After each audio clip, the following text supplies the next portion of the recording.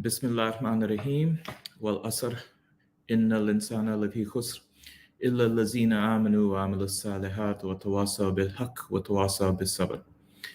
Indeed, mankind is in loss, except for those who have believed and done righteous deeds and advised each other to truth and advised each other in patience. Assalamu alaikum, everybody. My name is Saeed Khan, professor at Wayne State University in Detroit, Michigan. And welcome to the Islamic Human Rights Commission Islamophobia Conference, the 9th annual Islamophobia Conference, which is taking a look at the rather intriguing topic of, is the sun setting on the West? Exploring shifts in global power and Islamophobic thinking. We are on day 3 of a 3-day conference, so inshallah we'll be wrapping up today with 2 excellent panel sessions. As you recall, for those of you who are joining us, welcome back. For those of you who are joining anew, welcome to the conference. You will be able to access the recorded and archived lectures and proceedings from the prior 2 days. On Friday, we had an excellent plenary with Professor Ramon Grosshugo, who really mapped out this entire issue of whether the West is, in fact, in a state of decline, and what does that mean from the standpoint of its dominance, as well as its future trajectories moving forward. How will it deal with this phenomenon? Yesterday, we expanded on that with problematizing not only the issue of the West in a state of wobble, if you will, but what does that mean specifically for Muslims? The first session yesterday dealt with Muslims living in the so-called periphery of the West, and the second panel dealt with Muslims living actually within the West, and how in some ways they have different experiences and different challenges and different opportunities. And then also, of course, where do those intersect with having actual similarities between the two of them? Now, what we are hoping to do today is to provide for a different angle to this very same question. We are going to take a look at prescriptives. Oftentimes when we have academic conferences, there is a lot of emphasis on the problematization of issues, but sometimes we are left wanting for looking at prescriptives. So today we are going to be, inshallah, focusing on that with an excellent session this morning, dealing with ending tribalism and hypernationalism within the Ummah. Certainly when we are examining the issue of the West in decline, there are 2 emerging issues that are coming up. One is the question about whether there will be an alternative to the West or Western dominance, and what does that necessarily mean for Muslims? And the second issue, of course, is the fragmentation within the Ummah, how this then is affecting the relationship with the West, perhaps affecting the relationship of the post-West, and then also understanding how there is the greater likelihood and opportunity for those who seek to provide harm to the Ummah to exploit those divisions by further exacerbating them, perpetuating them, and providing for their own strategic interests, diversions, distractions, and ways to create further damage. So with that, I'd like to introduce our keynotes. We will have 2 keynote speakers for this morning's session here in London, although I realize that elsewhere in the world, it may be either afternoon or, in the case of the United States and Canada, early morning. We will start with 2 keynotes, and then we will have 3 panelists, and then inshallah we will have a question and answer session. I invite all of you to present your questions in the comment section, and inshallah we will get to any and all of them in due time. With that, I'd like to introduce our first keynote speaker for the morning session, and that is Cyrus McGoldrick. Cyrus is a Muslim of Iranian and Irish descent, born in the United States and currently living in Turkey. He's an author, a translator, and an editor of poetry, fiction, history, and political philosophy. as well as being a PhD candidate at Khaldun University in Istanbul. He has worked for various Islamic social and human rights campaigns for over a decade and now serves on the board of the Afia Foundation. Cyrus, salam alaikum, and welcome to the conference.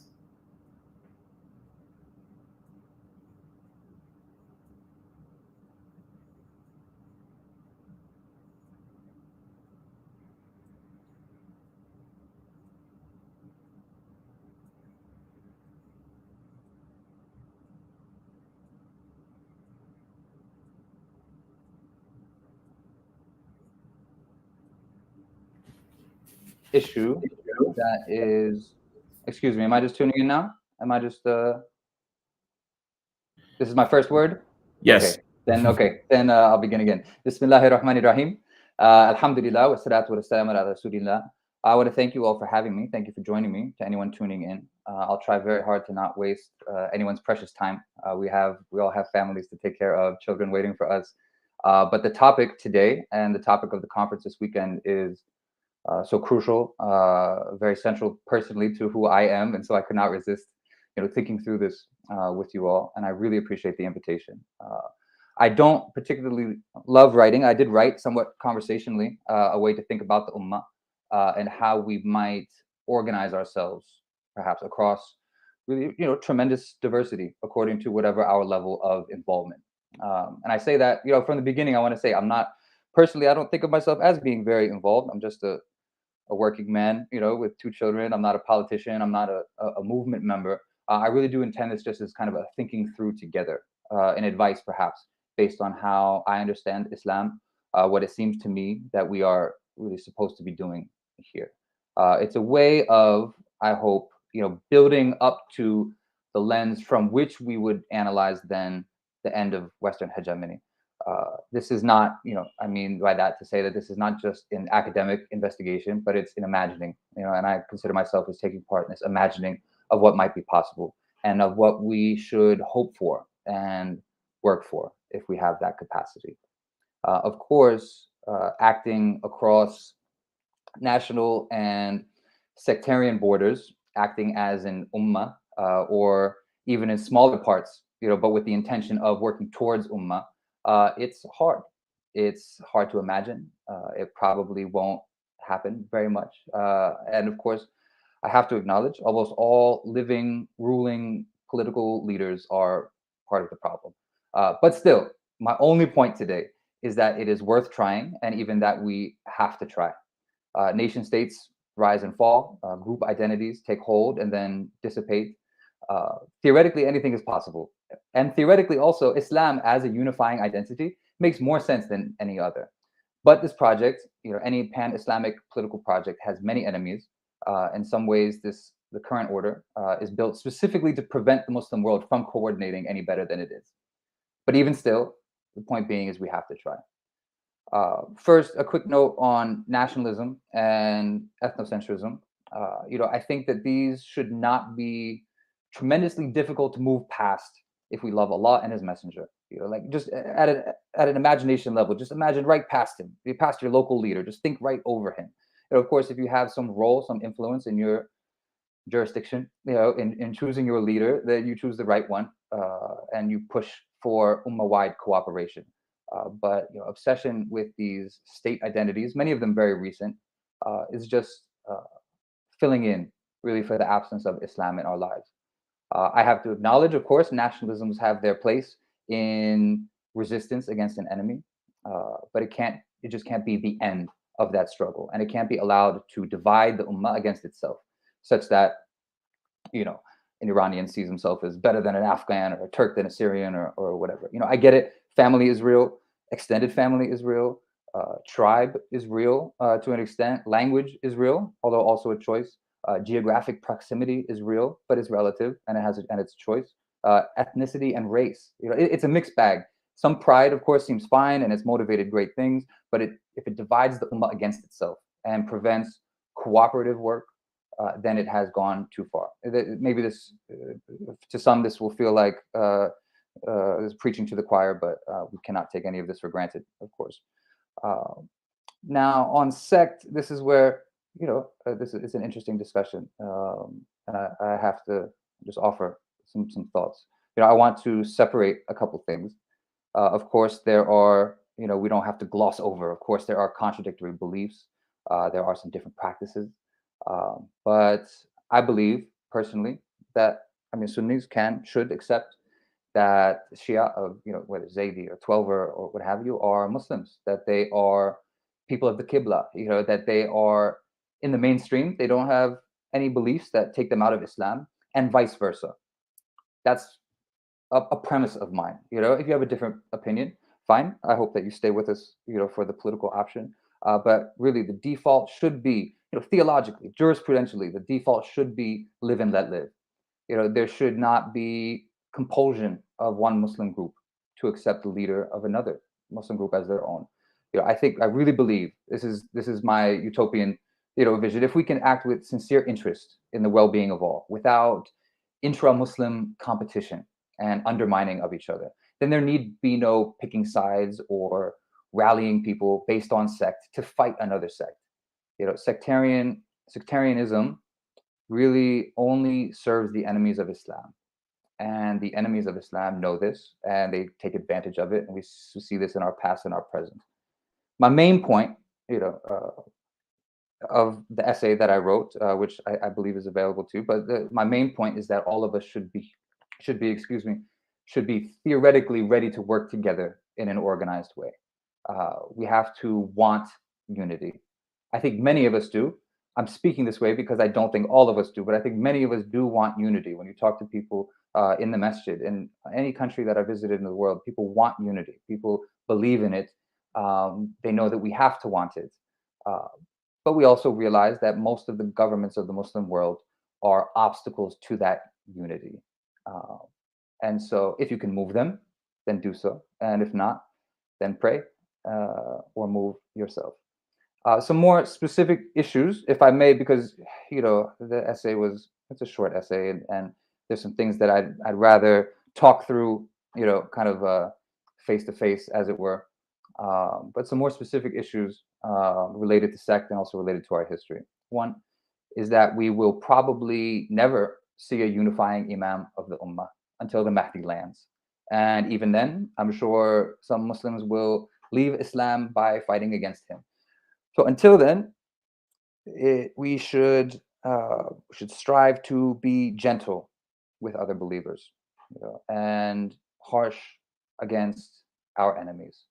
We don't have to get caught up, really, I think, a lot in questions of, will the Khalifa be Sunni or Shi'i? Will they be Quraysh or Arab? Or, this is academic discussion, but we, as the analogy goes, we don't even have clean water out here for wudu. We are making tayammum. So let's not let the perfect be the enemy of the good. Another point, it's hard to imagine strong Shi'i communities giving allegiance to or imagined, a theoretical Sunni Amir, especially as long as they have their own state by the jurists. And the Shia must know, of course, that strong Sunni communities, will almost certainly not give allegiance to a Shi'i Imam. I say this, I acknowledge these, not to undermine the case for unity, but rather to encourage each side, all sides, to just find ways to leave each other alone, or rather figure out ways to avoid competition over land, resources, and authority. Perhaps, I know this is not the classical view, but perhaps then some Ummah-wide government or unified political effort need not be vested in one man, but rather some kind of confederation to build up to that. I know that's a whole different discussion. Again, we're just making tayammum, but I wanted to mention these issues, and by doing so, kind of set them aside and let them not stand in our way, inshallah. Some more specific issues. This is now historical. Maybe we'll have something here to anger everyone. The first is that most of the rulers of the Arab world have been placed there specifically to be a problem. The Saudis, the Emiratis, Sisi of Egypt, most recently the Kingdom of Jordan. These men were literally placed there, intentionally, to divide and oppress the Ummah. That's one. Two, the last 40 years, 40-ish, 45 years of sectarianism, are, I think, worth discussing as a distinct period. It was motivated in response to Iran, to the success of the Islamic Revolution, to undermine Iran and what it represented. And so Saudi and some religious movements, became willing allies, willing foot soldiers of propagating opposition to Shiism, at different levels.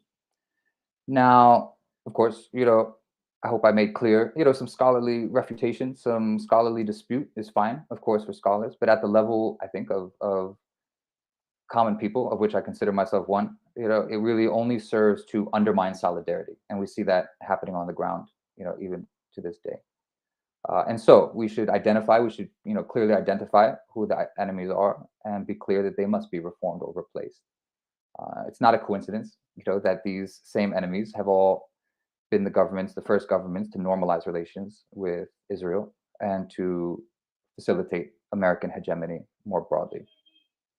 I think we're on number 3, to speak quickly on the Iranian Revolution. I mean, this was an important victory in a period of global Islamic political revival. It was a core tenet of that global Islamic political revival, even among Sunnis, was some form, I believe, of pan-Islamism, if we may. The birth of the global jihad movement, focused first in Afghanistan, it was a very important development. So important, that even the Gulf leaders that first supported it soon abandoned it and oppose it now because it turned back on them. Rise of the Islamic movement in Palestine, is the same decade, actually within that decade.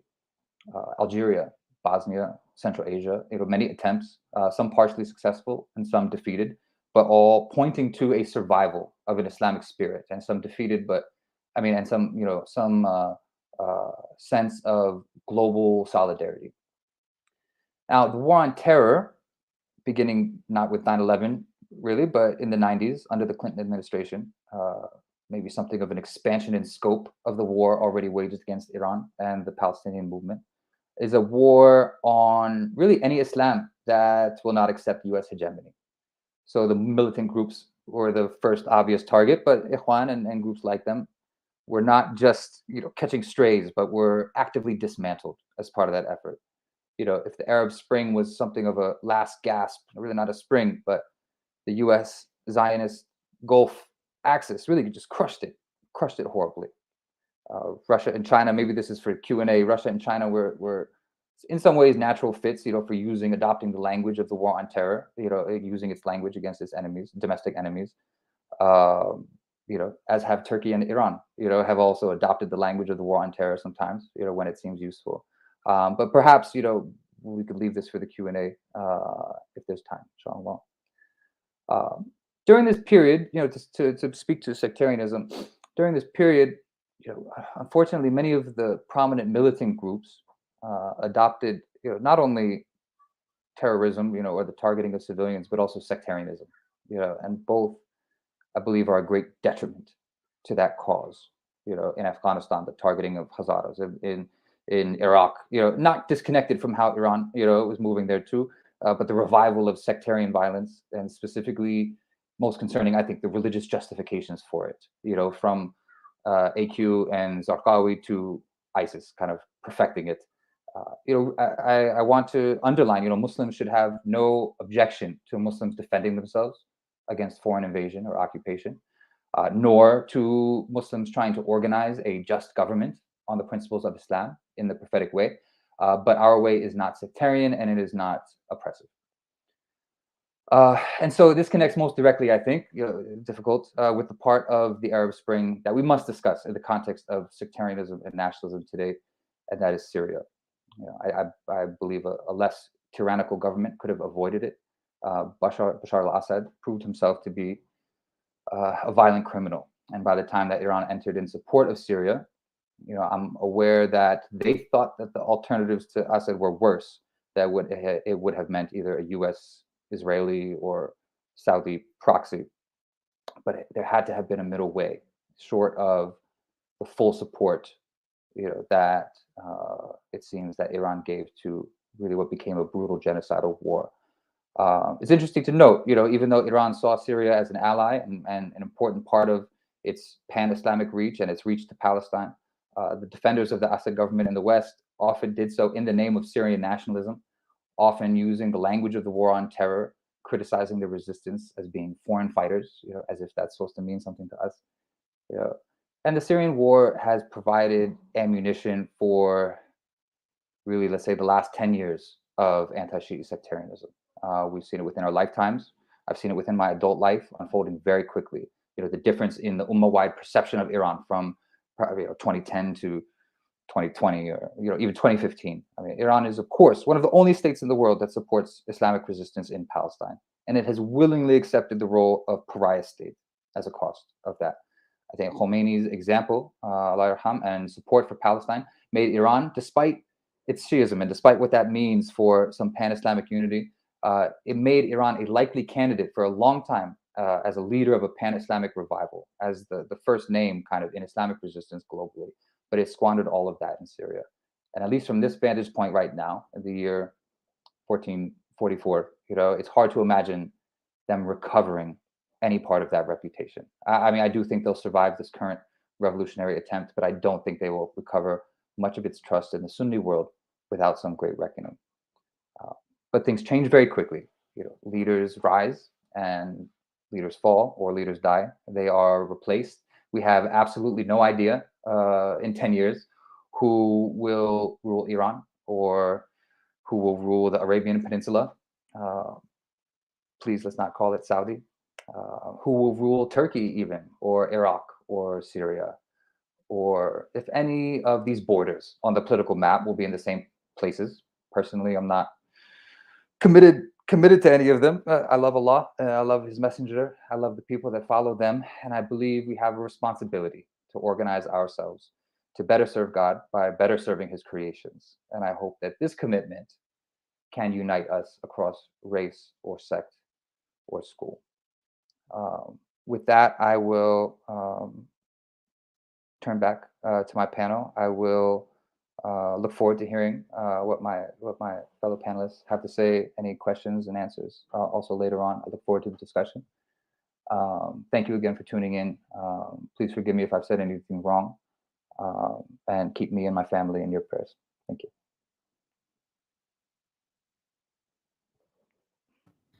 Jazakallah khair, Cyrus, for really some very important remarks that very much illustrate then what are the challenges to the prescriptives. I think it's important to go ahead and have that level of optimism that one should always have, irrespective of the challenges that one faces. And this follows very nicely the plenary session that we had last night with Sandhu Hira from the Decolonial International Network, who was chaired by Richard Haley of the Scotland Against Criminalizing Communities organization, each of these being a co-organizer of our conference.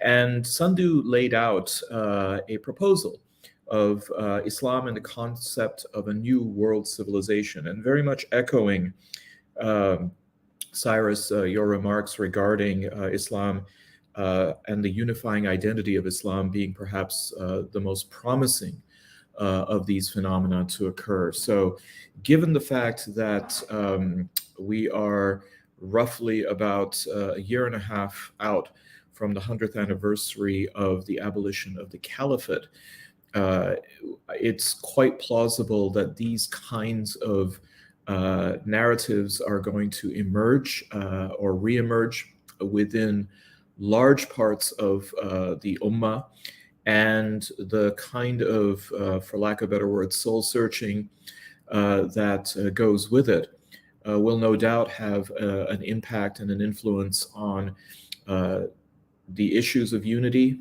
the issues of division, and the possibilities of exploitation by various forces within and without to perpetuate and even profit from that kind of division. So thank you for laying out some of the issues for which we certainly need to then be aware and devise strategies on how to deal with that. We will now proceed to our second keynote of the session, who is joining us from Iran. Hakimeh Saghaye-Biria is an assistant professor at the University of Tehran and the Faculty of Islamic Knowledge and Thought. She holds a PhD in American Studies from the University of Tehran, along with a master's degree in mass communication from Louisiana State University, Go Tigers, and a Bachelor of Arts degree in communication from the University of Houston, Go Cougars.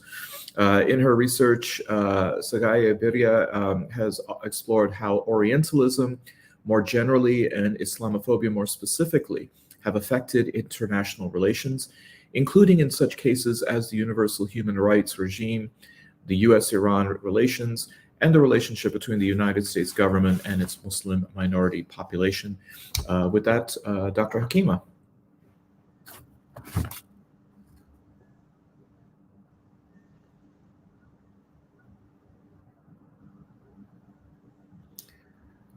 Dr. Hakimeh, can you hear us?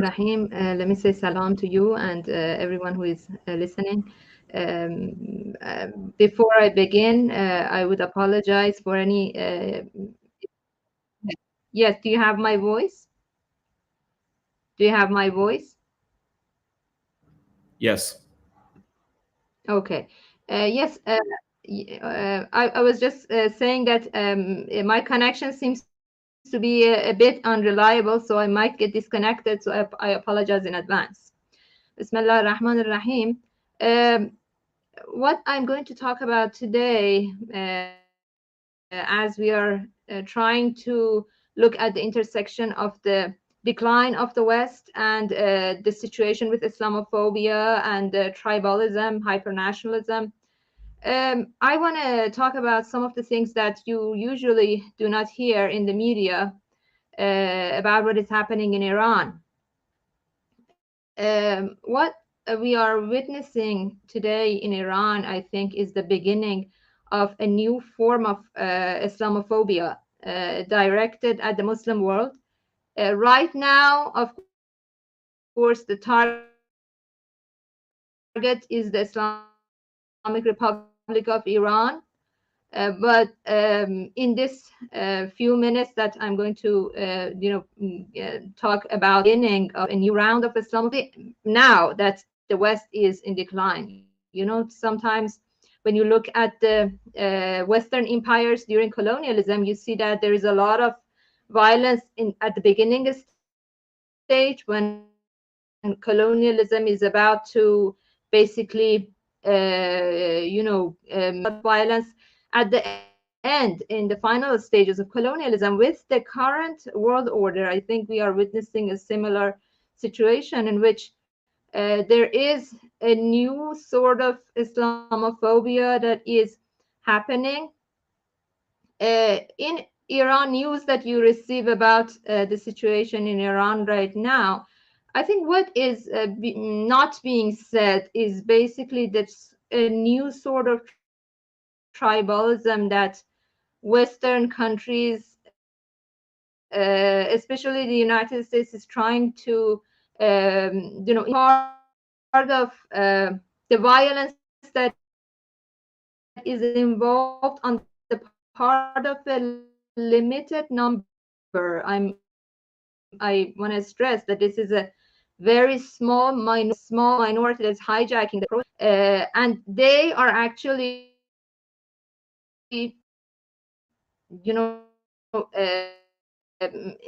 using a lot of violence, a sort of violence that we have never seen in Iran before. Seen it at the beginning of the victory of the Islamic Revolution on the part of MKO, for example, or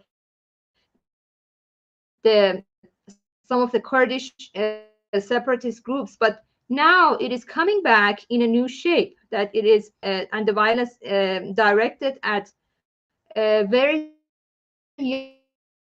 young individuals who have an Islamic identity. For example, we had several part of this Basij organization that they are mostly, Islamically oriented and revolutionaries, and as young as 21-year-olds have been violent something that should alarm us, that what sort of mentality could be developed here that could make people go for such violence. And then what is the goal? Because we see that this is being done by a small minority, as I said, very few people, but then the goal is actually to make a larger group of people, maybe plurality of people, a group of us versus them, that is being created, that tolerates, for example, the martyrdom of Arman Aliverdi in Tehran, Nekbatan, that he was tortured to death, basically kind of lynched to death. And we have other examples of that. What sort of tribalism are we seeing here? And as I said, it's going to have an effect on other Muslim countries around the world in terms of Islamophobia. I think what is happening is that, we are, if I want to give a little introduction to my understanding of what is happening on the ground, during colonial times, we had this binary or this duality created between forces of coloniality in Muslim became agents of colonialism, but they were actually people, Iranians, Indians, the so-called brown sahibs. And then on the other side, you had the people of basically resistance against colonialism. So you had two forces, and in the middle you had people who were quiet and just going along with their lives. But basically this duality was there. But as we move to the current time, we see that there is an attempt made to create a different duality. A duality between forces of Islamism and forces of so-called moderate Islam and secularism. So on one side you have Islamism, on the other side you have forces of moderate Islam. Now, how is moderate Islam basically defined here? If I refer to the words of some of the people in the think tank world in the United States that have been talking about this, and some of the politicians, the director of WINEP is very basically encapsulates the idea of what they mean by moderate Muslim. They say that an Islamist is someone, actually Robert Satloff says that an Islamist is someone who wants to create a society based on Quran and accepts that this is the way the societies should be governed. So this is the basic idea, that you accept Islam as a religion that is there to shape your life, and that you want it holistically, you want the whole of Islam, and that you want your society to be governed by it.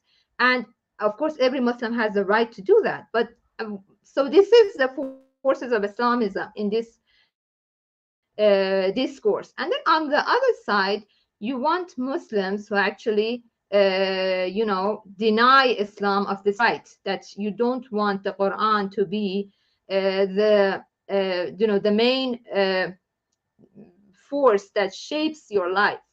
As someone else said, in one of the experts at RAND said in her piece on so-called democratic liberal Islam, she said actually that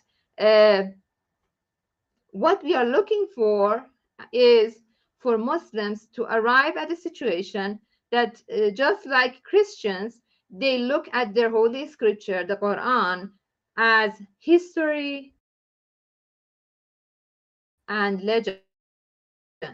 So this is what is the final goal, that you move beyond the idea that the Quran should shape you.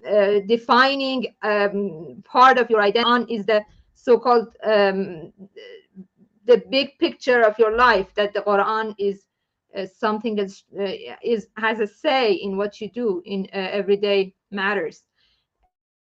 So this is the duality that is being, the language that is used for this duality is the language of war. You know, you look at Dennis Ross's words in one of his pieces, that the number one enemy of the United States is Islamism, the ideology of Islamism, no matter if it's violent or peaceful, it doesn't make a difference. You know, the ideology of Islamism is a problem. Using the main problem is enemy number one, they are saying. And remember, Dennis Ross had a position in the Obama administration. He was responsible for the Iran desk at once, and then he moved to the National Department of State. So now you have people talking about this duality in terms of war. You know, they say that we have to approach what is happening in the Muslim world as a war between different factions of come and a war that is going on. So it has to use all different means at its disposal. Now, I don't have the exact words of Dennis Ross and Robert Satlow with me, but they were talking about different forms of, for example, arms you can put into anything that is a tool for a government to use. So this is a sort of war that has begun. It is not, it hasn't begun today. I would say it began, you know, at the beginning of the Islamic Revolution, but it became an important player in, you know, in the Muslim world. It has gained some sort of power that has made it difficult to do. It is one thing that is being used, tribalism, you know, creating a sort of, you know, identity politics in the Iranian society, that you actually don't want Islamism, you know, and of course, as I said, the majority of the Iranians do not believe that, they do not buy into that. But for this, you know, for the Americans, for the people who are the agents of Islamophobia, so-called Iranians, to buy into this this tribalism, this tribal attitude, that it is, you know, we have in this sense, and that even we're committed in this war, and that violence is tolerated. You just need the public, you just need a small minority of Iranians buying into that. So this is a sort of thing that I think is being missed by some of our, even some of the scholars who are dealing with Islamophobia. You know, nowadays you don't hear this sort of basically understanding of what is happening on the ground. It started cultural transfer in every society. You know, from the beginning of colonialism, women have been an object of cultural assault by the colonialist powers. The same is happening today, but in this context, in this tribalist context, in this new Islamophobia project. Now, here, I think we should understand that this Islamophobia project, which I think is the biggest Islamophobia project we have experienced to date. With the global scale that it is taking, with all the media apparatus that is being put into use, with all the propaganda agents at work, and with the silencing of alternative voices, this is the beginning of a new round of Islamophobia that is going to actually have an effect even on Muslims living in the Western world. And this is exactly because the sun is setting on the Western world. European countries have problems with their Muslim populations. They are doing all at their disposal to create this sort of Euro-Islam in their countries with the same, definition that I just said. So it is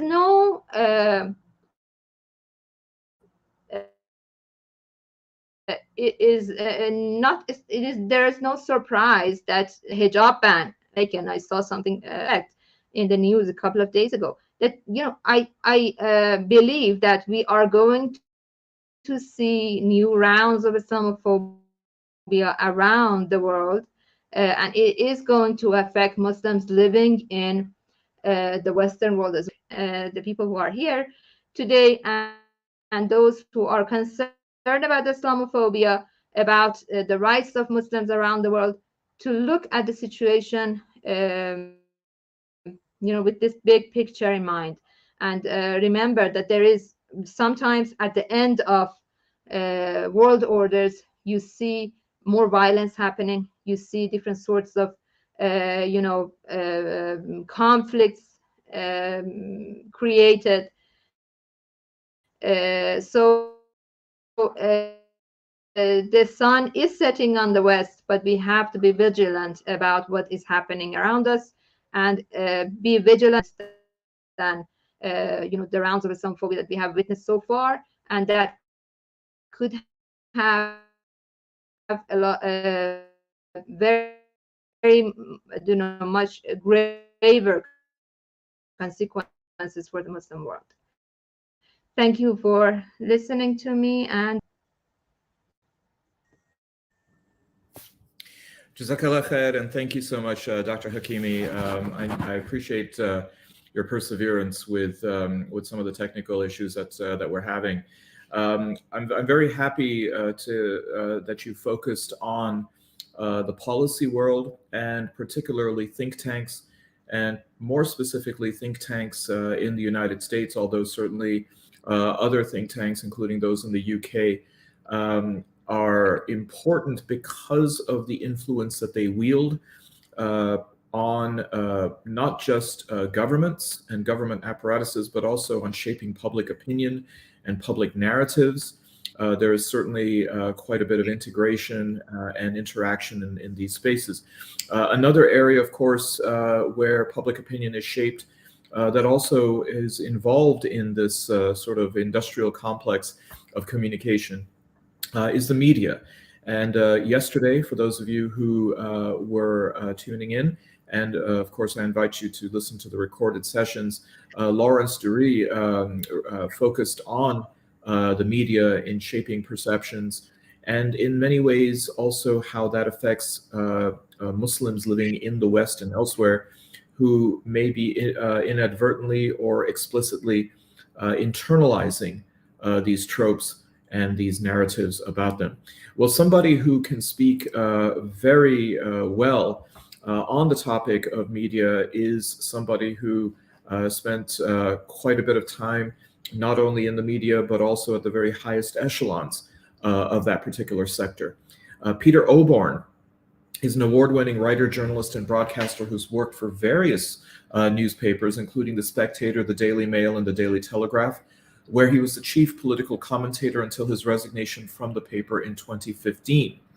He now writes for Middle East Eye and the Byline Times, and he's the author of numerous books, including The Rise of Political Lying in 2005, The Triumph of the Political Class 2007, and the Sunday Times bestseller, The Assault on Truth 2021. His latest book is The Fate of Abraham, which was published this year. And might I just also make a point that Dr. Hakimeh's book, Political Islamophobia at American Policy Institutes, Battling the Power of Islamic Resistance, an IHRC publication, is available for sale and certainly expands on many of the observations that she provided today. On a personal note, I was privileged enough to be able to have conversations with Peter at this past summer's Bradford Literature Festival, newly minted Fate of Abraham, and to hear him be able to speak of it as, well, I guess a term that you would be familiar with, fresh off the presses, Peter. With that, Peter Oborne. I think you might be on mute, Peter. Oh, can you hear me now? Yeah, I assume you can hear me. Well, thank you very much for inviting me to this amazingly timely conference. And I'm really honored to be here. And I will pick up on the subject of Islamophobia in the media, which is a kind of disease in the West.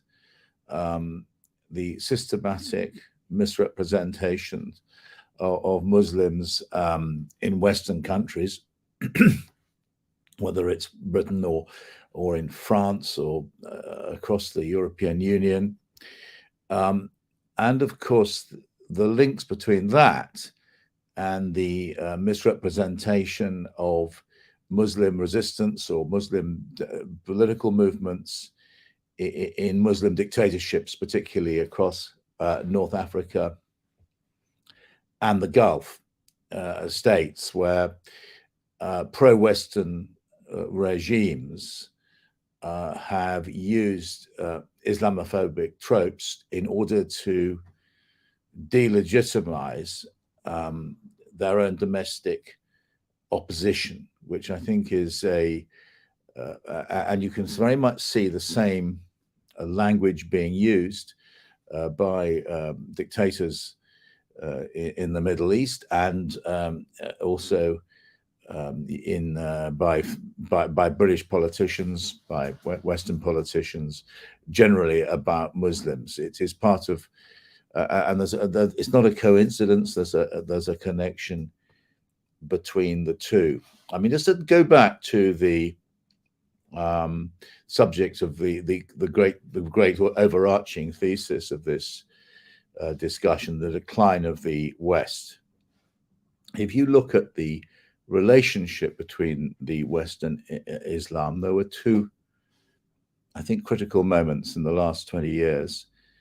The first one was 9/11, when, in the wake of that atrocity, there was an enormous outpouring of sympathy for the United States of America, including from places like Iran, where there were candlelit vigils in sympathy with the United States.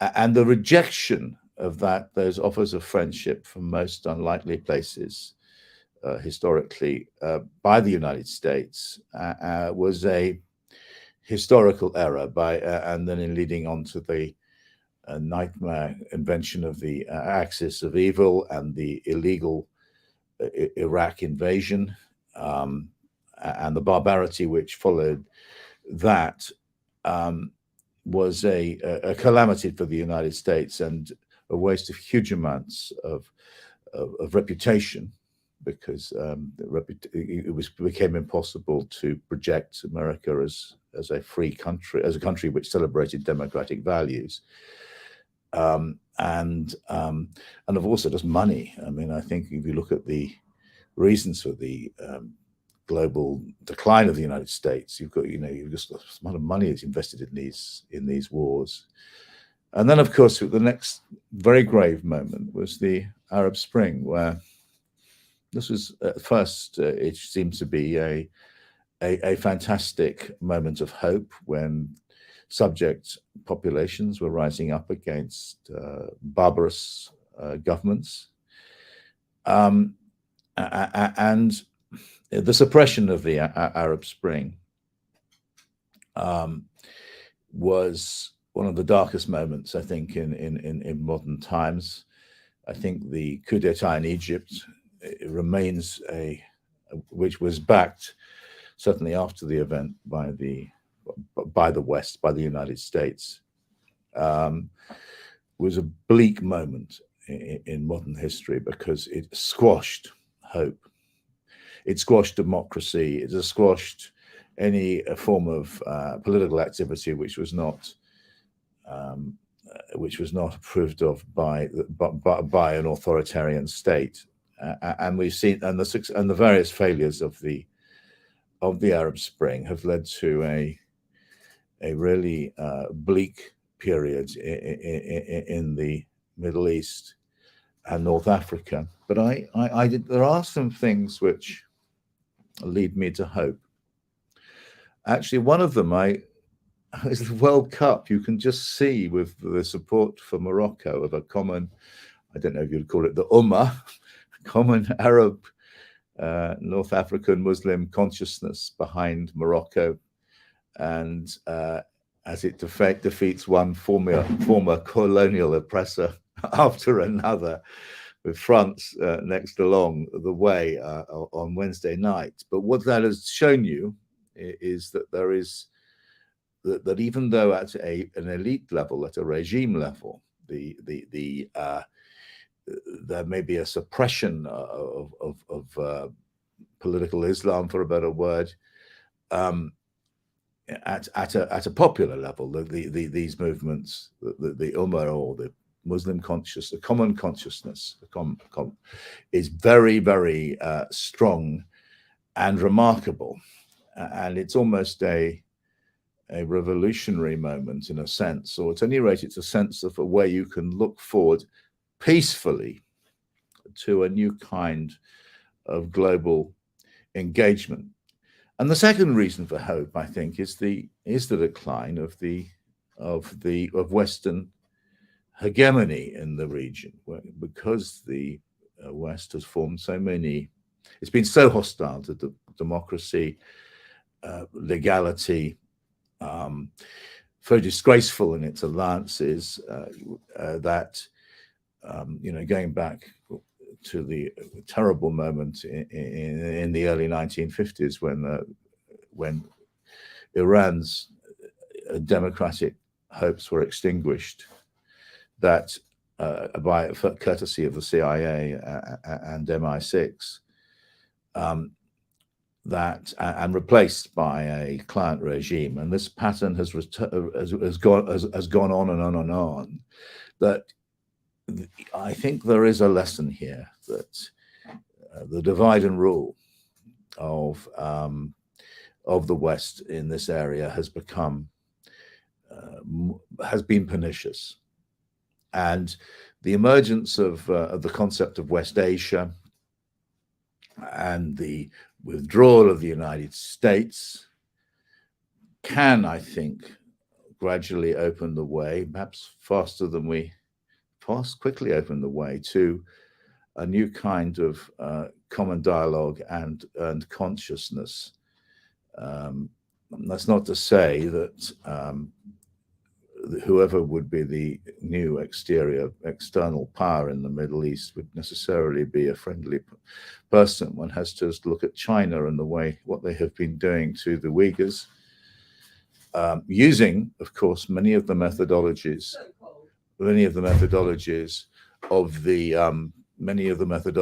of the war on terror. And so there's every reason to feel alarm about the future, but there's also reason for thinking that we can get towards a new kind of understanding. The other thing is historical understanding.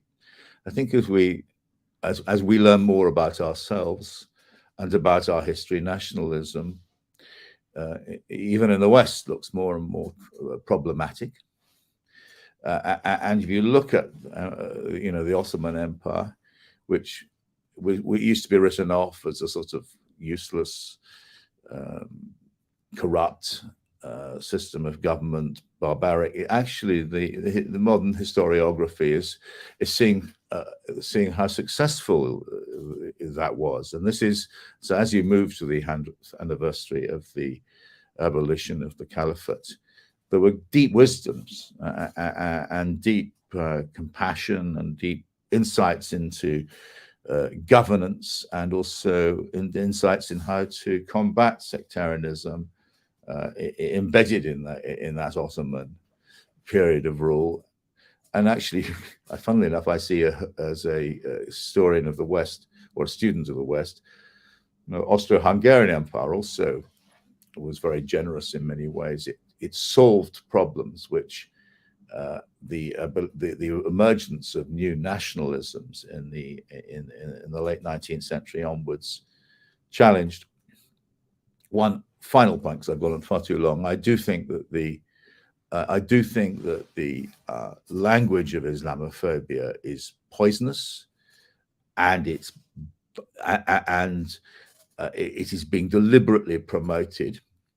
If you're a words like moderate, extremist, if you're radical, virtuous to be radical, if you're a white Western politician, if you're a Muslim British politician, a Western politician, to be radical is really dangerous. It's good to be moderate. If you're a moderate white politician, you're rather boring and not much up to much, dull, unoriginal. A moderate Muslim is a very desirable thing to have in politics. I dislike this. Extremist is a word for heresy, somebody who disagrees with the mainstream. Terrorist, the expansion of the term terrorist by Western states and its allies in the Middle East simply to mean people with whom we disagree. The criminalization of divergent opinion. I think we've lost our ability to talk to each other. Most of all, we've lost it in the West. And so there's only one point of view allowed on any given subject, including Islam. It's disastrous. And actually, I think it's a repudiation of our history. I find when I travel around the Middle East, much more generous kinds of conversation, much more wisdom about how we need to rub along together. But thank you very much. It's been a real pleasure to be here today. Peter, thank you so much. And your points about terminology and context are just so important. And I think the World Cup has been an interesting case study in showing the deployment of these tropes, these narratives, and these terms to the point of glaring hypocrisy and a kind of indignation which a lot of people around the world, it seems, no longer take very seriously because of how blatant it is. The fact that you quite rightly referred to the Middle East as Western Asia brings with it an interesting dimension about the fact that the new presence in the region of superpowers, China, as you mentioned, and even Russia, are Asian countries. And so arguably would be claiming a far greater legitimacy and right to be involved on their continent than would be America. And I suppose it also brings up an interesting point that was raised in one of yesterday's sessions by Joao, that what about the possibility of an alliance with Russia, Europe, and the United States? And does this mean then that there will be a Europeanization of Russia in response to what is seen as yet again this project of Islamophobia in order to move it forward? So thank you once again, Peter. And again, The Fate of Abraham, for those of you who have not read it yet, I strongly recommend it, as I do all of the publications that our noted scholars have authored, both for IHRC publications as well as for their respective publishing houses. Next, we will be hearing from Sister Eman El-Bahnassawy, who is a dentist interested in human rights. She was born and reared in Kuwait, but studied dentistry at Glasgow University. Her parents are Palestinian refugees, as her late father's town was occupied in the 1948 Nakba, and his family was forcibly exiled and made refugees to Gaza. She is now an activist who stands up for the rights of Palestinians and other vulnerable groups. She opposes racism, war, and violence against women, and she's also an avid supporter for environmental change to help reverse the negative impact of global warming. With that, Sister Eman. To contribute, I would like to thank the organizers. I'm so delighted that Scotland Against Criminalising Communities is a co-organizer, as I am speaking to you from Edinburgh. Thanks for Cyrus's and Hakimeh's talks earlier, and for Peter's thoughts. I feel that there should have been a bit of a clearer mention of what we mean by tribalism and hypernationalism. Is it always wrong? Is it wrong to be patriotic about who you are and where you come from? And then where does this whole notion stem from, making it an issue? I know Cyrus mentioned it briefly, that it's not always wrong when defending your territory. I know the speakers over the last 2 days were very inspirational, and they were thought-provoking in the topics they covered. And one that is really important that we do not forget, the Western colonial powers that have on the surface of it withdrew, and I'm surprised that Peter said America's withdrawal from Western Asia. On the surface of it, they withdrew, but they left their Asians. They kept the leaders in power are to carry on the mission and the vision for the thefts and the destruction of the region, and the making sure of the whole area is always subjugated under oppression by these who look like us, who speak like us, who come from our areas, but their loyalties are not to us. They are continuing to be an obstacle, which what Cyrus alluded to. The establishment of the borders was by Sykes-Picot, and yesterday there was a football match between the two nations that caused this segregation in the Arabic area in particular and the Islamic world after the fall of the Ottoman Empire. I understand the importance of the Ummah. I am a very proud Muslim, and I try and practice Islam as a holistic, which Hakimeh has mentioned. I'm not an extremist. I think Islam is a beautiful religion that covers all aspects of life. And it is very much seen as the enemy because it is the only solution to the mess that was created by human greed, and that is mainly practiced by the white Western colonialists. However, I personally have great reservations against what Cyrus defined in his paper as the monarchies that led the Ummah after the four companions that ruled after our Prophet Muhammad ﷺ passed away. So after these four righteous and perfectly led an example of what a perfect leader should be, the monarchies after that, they were all about inheritance and who leads what. So I have a lot of issues with that, with the concept of the leaders rather than the notion of the Ummah. Why are we still aspiring for a unified leader, Cyrus? I'm not quite sure. Why are we still stuck in the past? This is my question that was posed by the Algerian philosopher and Islamic intellectual Malik ibn Nabi in his book, The Problem of Ideas in Islamic World. In Arabic, this is my translation of it, but in Arabic was مشكلة الأفكار في العالم الإسلامي. Why can't we create a new narrative to where we see we can excel and where we can all work together? Shouldn't we be giving priority to Islamic states to become a bit more democratic and to perform an Islamic democracy, a true Islamic democracy, not like the West democracy. If it is not the Conservative, it's the Labour in the UK. If it is not the Democrats, it's the what's the other one in America? Well, the Trump party. So the term Ummah is a true reflection of an Islamic bond, an umbrella that unites us all as nations.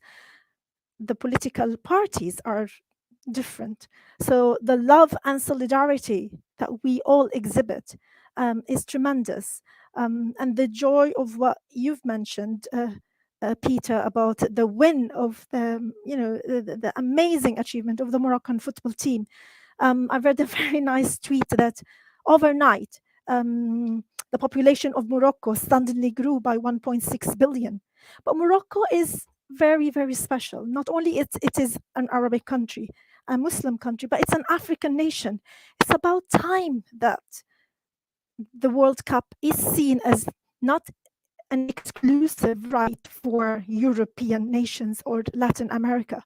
And Latin America is interesting because they are oppressed people like us, but they have the talent in football that we need to beat, hopefully next. The term Ummah also reflects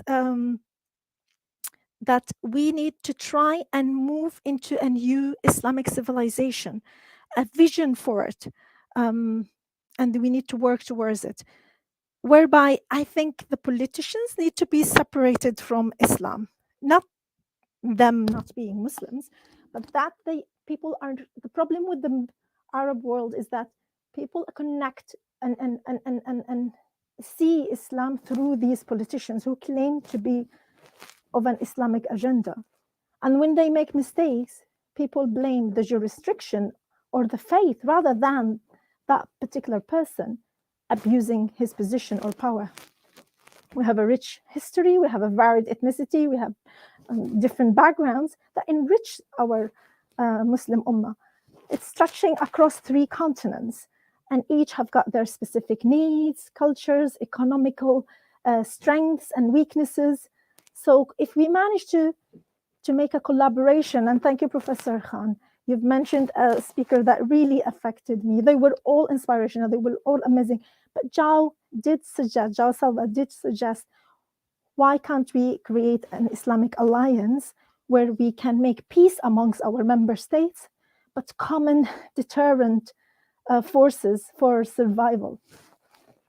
And like you've all have mentioned, the fall of the Ottoman Empire gave the gateway to division, whereby the divide, oppress, and rule is what have shaped the area at the moment. And then what follows in terms of the corruption that I mentioned earlier of these leaders is depleting the resources of these state countries. It is causing the upset that drove and became the catalyst for the young people to rebel and to go, in particular in the Arab world, to go into the spring uprising that had so much hope for the young generation, that they can make a change. They were fed up being ruled by aging, crippling,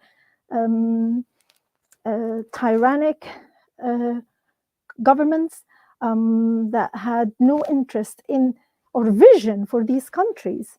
There was no common consensus or what is it that we've achieved since the so-called liberation from Western occupation, from colonial occupation. I disagree with Hakimeh. I think if the youth and the young generation in their 20s go to the streets, that is not to be a criticism to them. They have now become empowered by social media, that they can make change. This mainstream government-led media is oppressive. It's following the agenda of these regimes. What do you expect those who are angry, who are the unemployment rate is very high. So where do you think they can make change? Where do they voice their objection to what's happening to their own countries without going to the streets and making their voices heard in this way? So I'm not saying I agree with all of it, but I think you need to see it from their point of view.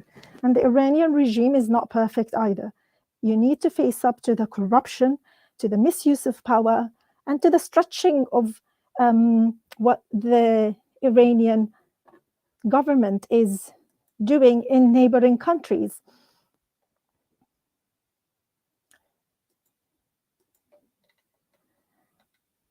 The war on terror and the sectarianism that was also mentioned, it is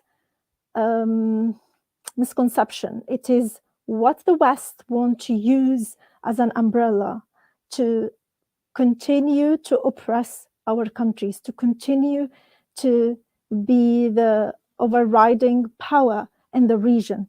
And what has been missing, what has just been raised, is although we're saying the sun will set on the West, but there is a huge power rising in the East and has been rising steadily. And both of them, whether it's China or India, are very oppressive regimes to the Muslim minorities. Peter alluded to the struggle of the Uyghur. And what about the millions? Also, we say Muslim minority in India, there are millions of them. The brutality of what's happening to them by the Modi regime is astonishing that nobody in the West is covering that. That can only be another sign of how Islamophobia is intrinsic in the West, and it's part of the agenda of the media in the West, and that's why the young generation is going to the social media. Whether we like it or not, it gave a voice to the voiceless. It gave a platform to those who cannot reach the mainstream media. And where we head to in terms of getting away from sectarianism, hypernationalism, I think it has to be, at the moment, is within each nation to aim to achieve an alliance like what the Europeans have done, or the United States is a confederation. But to have one leader is, I think, something is going to be very unlikely to happen in this day and age. And that's what Malik ibn Nabi said. Why are we trying to apply what worked in the past to a new era, a new generation? We have changed so much in terms of advances in technology, in thinking, in science, that you cannot apply the same principles that worked in the past to us now here. I think I've said most things that I wanted to say, and I'm happy to take on questions later on. I'm sorry if I've finished a little bit earlier. Jazakallah khair. Thank you, Sister Iman, for your insight and also for providing responses to both of our keynotes in the direct manner that you did. It's interesting that you raise these issues of footprints. That it is important to be mindful that irrespective of whether there is a decline or even a withdrawal, as you said, of U.S. dominance or power in Western Asia, what is the legacy that it leaves behind? What are the institutions? What are the systems and structures that it leaves behind? In a different context, it's like a rock band being at a hotel. They may move on to another city, but if they've trashed the hotel room, then who gets left with the damage and more importantly the bill? I think you're finding that, and I also appreciate the fact that you mentioned that there has to be some way of examining the issue of U.S. withdrawal outside a simple binary or duality, that there will be a replacement of someone else who may be problematic, whether it's China, Russia, a combination, or the rise of India. I think that we saw this in last night's discussion with Sandhu Hira, who said that Islam, he believes, provides the only comprehensive civilizational model. But what are going to be some of the efforts made to push back, and also the agendas of a declining West trying to make sure that others are not on the ascendancy? Will they then deploy forces to create tactical alliances that then will adversely affect Muslims? And again, one of these examples is with India and the geopolitical reasons and the economic reasons for propping up not just India, but the current regime in Delhi with the Modi government. So all of these things, I think, are very important to go ahead and explore. Well, with that, I'd like to then go ahead and move to, with some of the technical challenges that we're finding, I'd like to invite Sister Afroze Zaidi to offer her comments next. Afroze has completed an undergraduate degree in English and later obtained an MPhil in religious studies from the University of Birmingham. She has a background in academic project management and research with a focus on Islamophobia and racism. She also has extensive experience in Muslim civil society and inter and intra-community engagement. She started writing for online media a decade ago, 2012, and has since contributed to a number of progressive outlets. As a Muslim woman writer and researcher of Pakistani origin, she has tried to write about issues that affect her community in a way that defies the Western gaze.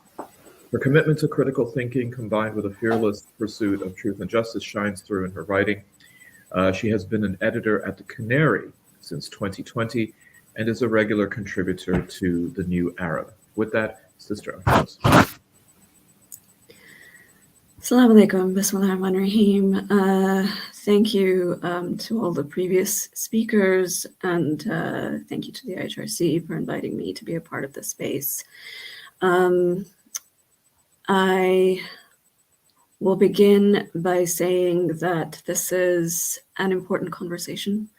What I wanted my contribution to be today is something that I tend not to have the chance to discuss normally. When I was told that it is about sort of cohesion within the Muslim community, the topic that immediately came to mind is the issue of Muslim women and the treatment of Muslim women within the Muslim community, and that is something that I want to be speaking on. I bring to this topic my experience of community work at the grassroots, locally, within my mosque, within sort of interfaith circles, within intrafaith circles. I set up I co-founded the Ahlul Bayt Society at the University of Birmingham. So what I'm going to be speaking about today reflects my experience throughout that kind of journey. At the same time, while I have been kind of working in these different spaces, I have also studied and written about and researched Islamophobia and racism more broadly, and obviously the effects of colonialism and how they are impacted. So one of the greatest challenges with speaking about the rights of Muslim women is that we don't particularly have the space to speak about the rights of Muslim women. And when I say we, I mean Muslim women. In a extremely Islamophobic society,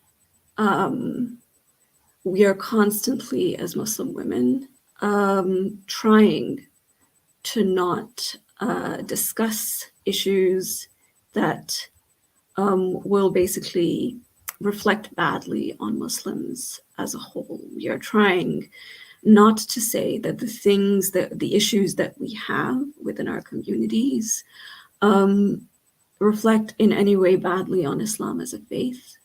We are trying to basically navigate a quite tricky space where our rights are being denied in multiple forms, whether it's domestic at home, whether it's in the mosque, whether it's online.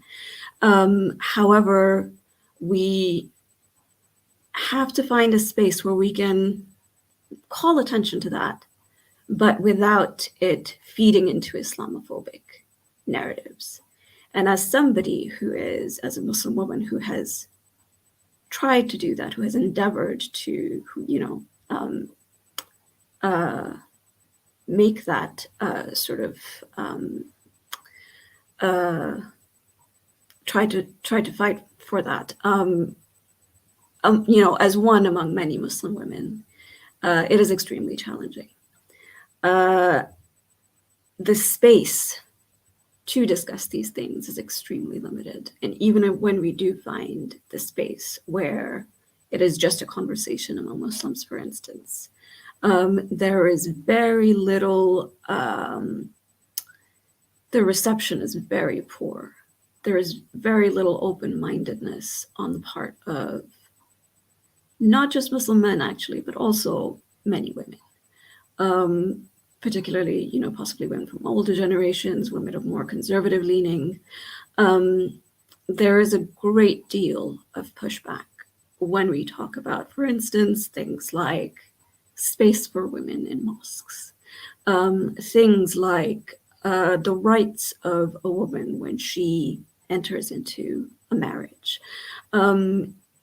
So they're all sort of very nuanced, volatile conversations where a lot of kind of emotions are involved and a lot of sensibilities can be offended.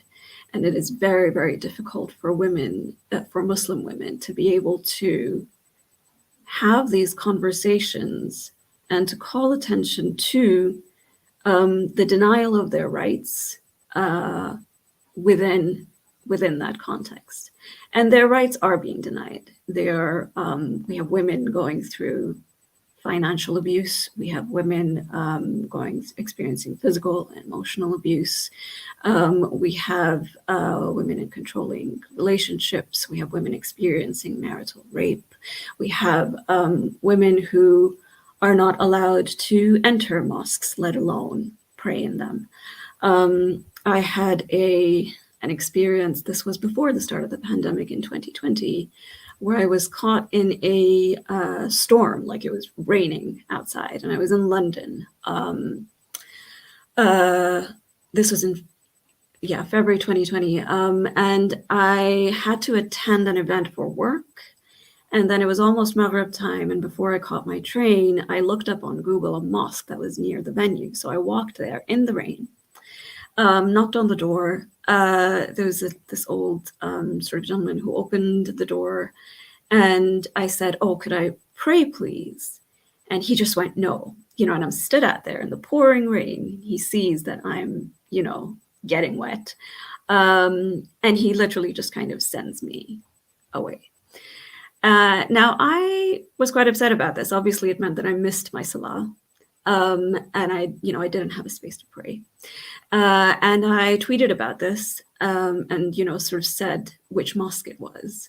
And I had like hundreds of girls and women on Twitter commenting on similar experiences that they had had in mosques mainly in the UK. So I think what I want to call attention to mainly is that the experiences of Muslim women and consequently their perspectives are fundamentally different to those of Muslim men, by and large. I'm not sure if as a Muslim man, someone might have reflected on that to any great extent, reflected on how different it is for a Muslim man to go through life being a Muslim man, and how different that experience is to that of a Muslim woman, because it is vastly different. And there's a bit of there's a great deal of denial when it comes to the fact that we are in not just a patriarchal society, which is not obviously specific to Muslims either. Just in general, patriarchy exists, but there's a great deal of denial of the fact that our societies are structured in a patriarchal way. Not just that, but the interpretation of religion historically has been patriarchal. That is not to say that it is inherently bad or wrong. It is just a fact that requires recognition. And I think once it is recognized, it can cause shifts in perspective for things like religious rulings, for instance, and interpretations of the Quran, etc.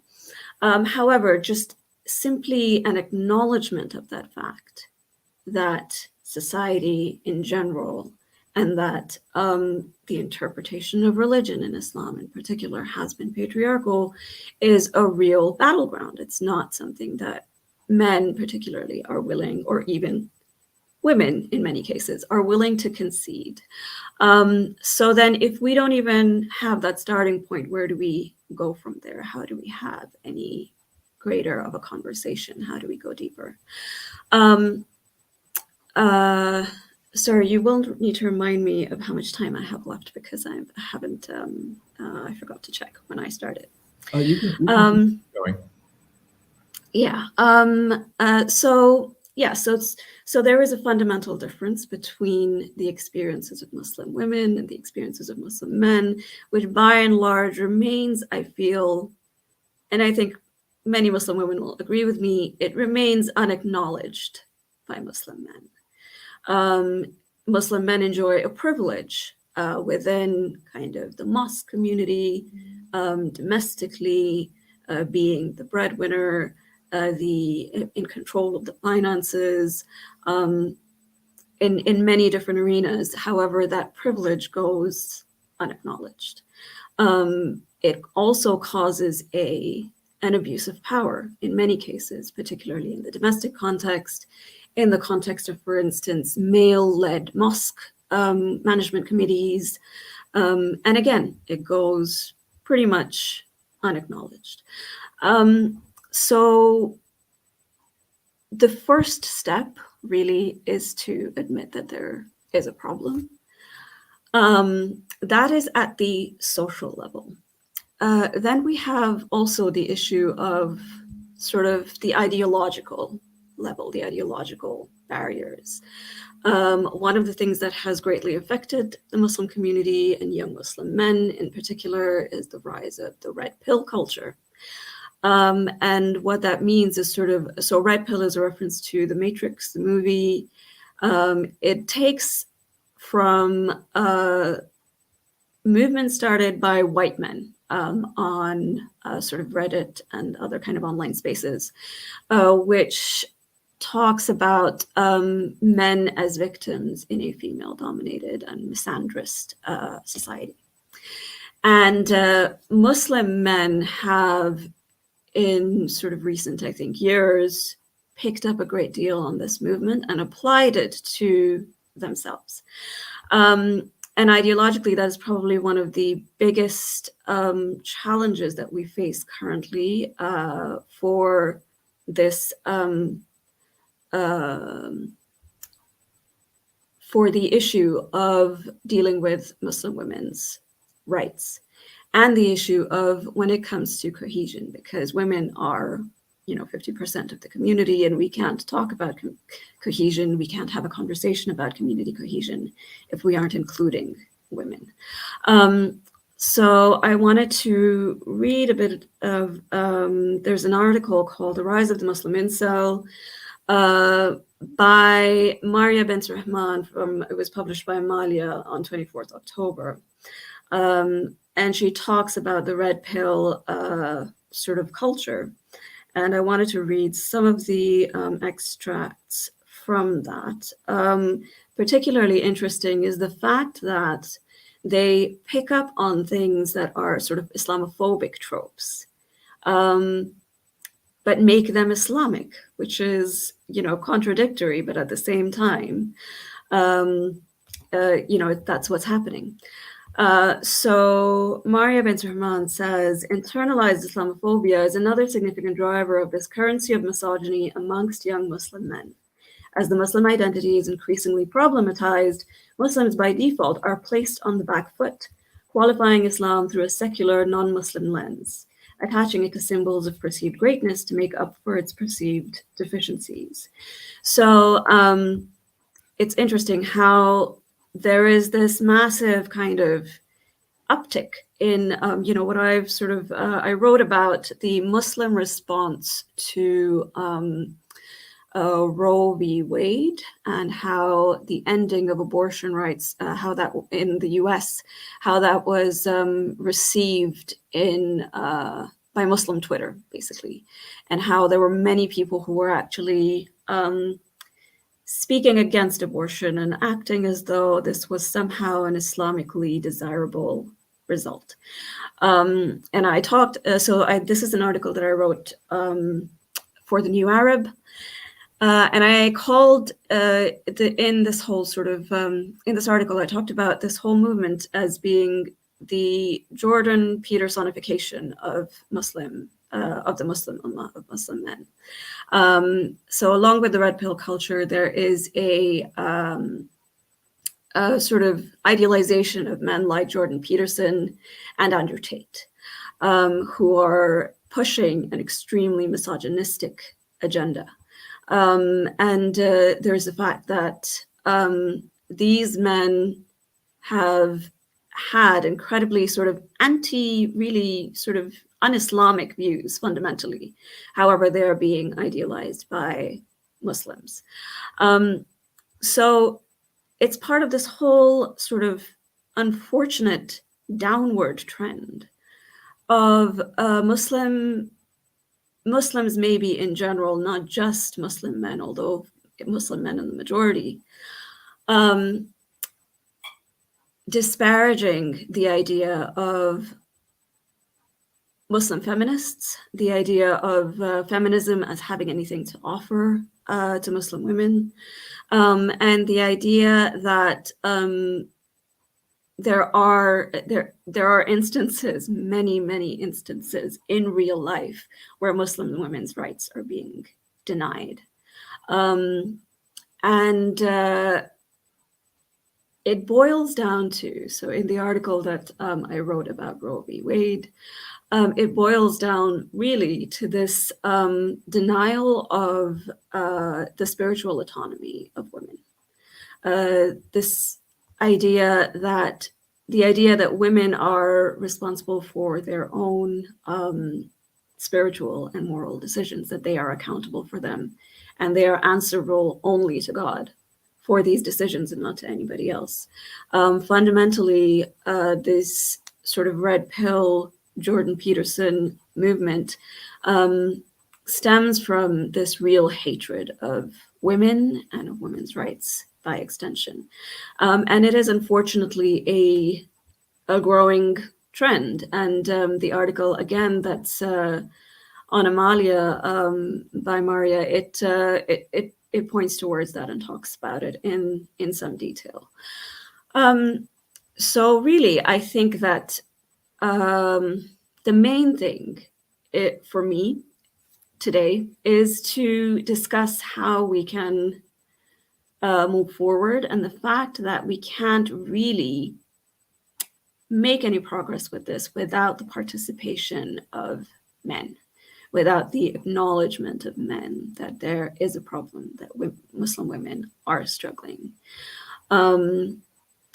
Without this sort of fundamental shift in perspective, so that there needs to be much greater empathy on the part of men, pretty much in all circles of, you know, Muslim, sort of in the Muslim world, where they can actually see what Muslim women are going through, and then work to resolve that. Muslim women don't want to be calling attention to the problems within their communities. We wish there were no problems within our community, but there are. And, you know, this is not unique to Muslim communities. It happens in every community. However, denying it does not help anyone. So it really is a question of Muslim men being engaged with the process, being engaged with the idea. And when it comes to sort of division in the community, this is a schism. This is, you know, this is a massive divide. And we're not going to be able to bridge it if we don't even acknowledge that it exists. One good model to follow, which I can finish on, is so the Quint, which is an Indian media outlet. On 30th November, by Fatima Khan, it published an article, but also an accompanying video titled "A Muslim Group is Pushing for More Women-Friendly Mosques." And it talked about the Masjid project, which is like in India. And Muslim women in various cities in India who started this movement of visiting women-friendly mosques. And at the end of that video, Ikra Ali, who is the Delhi coordinator for the Masjid project, talks about how they're able to make inroads and they're able to make progress because of the fact that they are having open, good faith conversations with men, and because they have the support of the men in the communities. She ends by saying, Islam has the solution. Islam is the solution more often than not. And I think that really is the point that we need to take away. We aren't talking about women asking for rights in a secular context. We aren't talking about women asking for rights separate to Islam. We aren't talking about secular women. You know, we aren't talking about women who don't want to be confined by the rules of Islam and the rules that govern kind of Islamic society. We are talking about observant Muslim women who are struggling with all of these issues, and who will continue to struggle if their struggles are not seen and acknowledged. I will end there. Thank you very much. Thank you so much, Afroze. You know, when I was reading your bio and it said that you got your degrees from the University of Birmingham, I was going to ask if that was in Alabama or in the UK, but I didn't want to sound like a lady in waiting and ask where are you from, because that would probably be impertinent. But thank you so much. You know, the point that you raised, I think, follows so nicely the remarks that we just heard about what's going to get left behind in the region. What is that footprint in the Islamicate? That if politically the West is starting to withdraw, are they leaving their satrapies, so to speak, their puppets there? And I think the point that you raise is that as there is then, it seems, the decline of Western cultural influence, is it going to be replaced by Muslim men in the social space? And are they ironically going to be, in fact, parroting Western cultural developments like the incel movement, the red pill culture?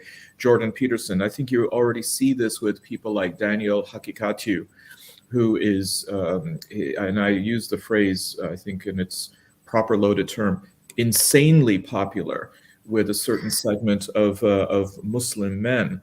And I think it helps explain, at least in the United States, a phenomenon that I'm witnessing on social media and elsewhere, of a large number of American Muslim men, especially younger men, so-called millennials and younger, who were in support of the recent US Supreme Court decision Dobbs, which removed abortion as a fundamental right for women, ostensibly throwing it and relegating it to the state level.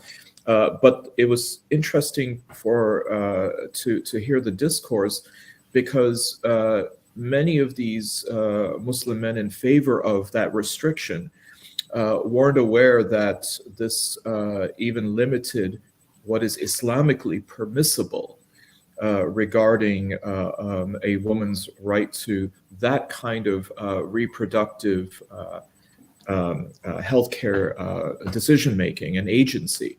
So following then what ironically is a very Protestantization of Islam, which of course then falls right into it being considered Western. I hope you had a chance to listen to Lawrence Deroy's really excellent presentation yesterday in describing the media, because your prescription, it seems, very much follows that. He identified 3 areas of change that need to occur, one being changing psychological processes, another being considerations for organizational change in the media sphere, and the third, discursive change. And it seems as though that could easily, just as easily and readily follow within an intra-faith and intra-community model, where there needs to be a psychological change among Muslims, particularly Muslim men, that there needs to be organizational change within the social spaces of Muslims, including mosques and the home.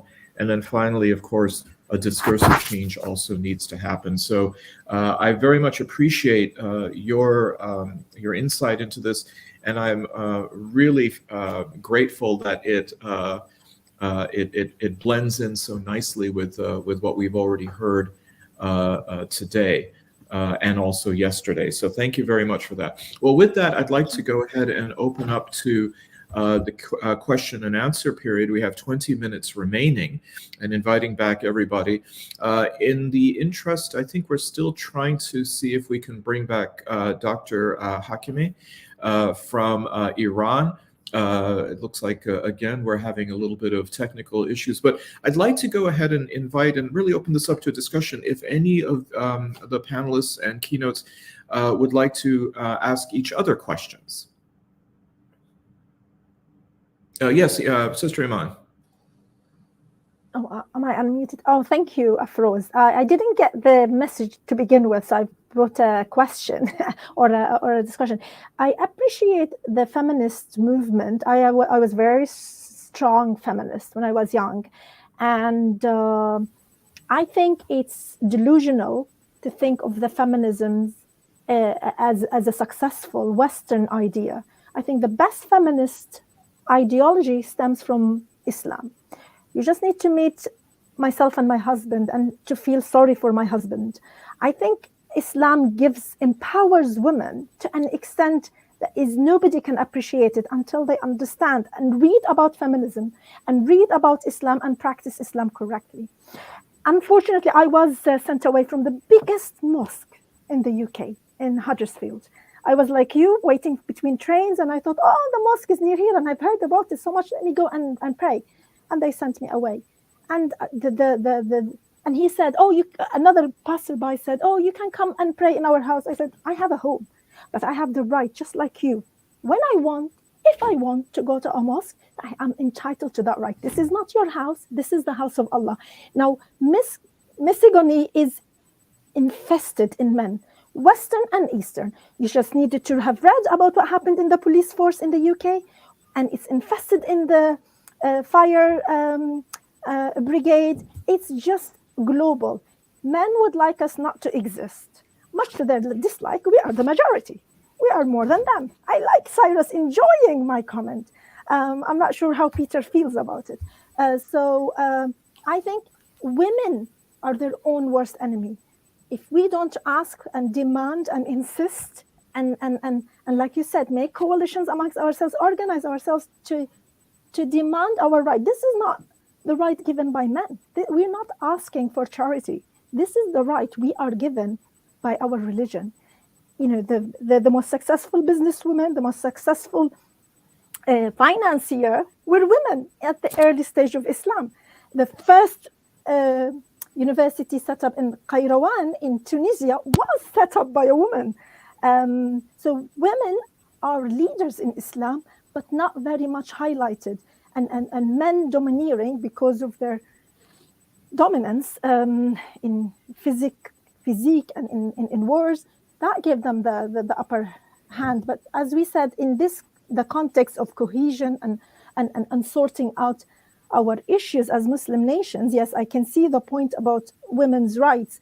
And yesterday, somebody else mentioned that the misuse of feminism can be destructive.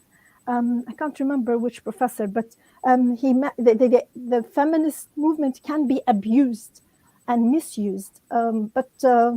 Yeah, a very interesting point, Afroze. Thank you. Thank you, Sister Eman. Just a point of clarification, and I'm not trying to woman-splain here, but I believe Al-Qarawiyyin is in Fez, Morocco, was established by Fatima El-Firi. Sorry, I apologize. One more asset and gold star for Morocco right now, along with the World Cup. Would anyone like to go ahead and respond to Sister Eman's comment / observation / question? Peter, I think you're on mute. I could come back on that. Oh. It's a very serious subject which Afroze and Eman have raised, and it's worth noting that this is not unique to Islam. This issue of male patriarchy in great religions, it definitely happens in the Christian church. You know, there's no priests female priests in the Catholic Church, the largest Catholic. Think about the Orthodox churches in the Middle East.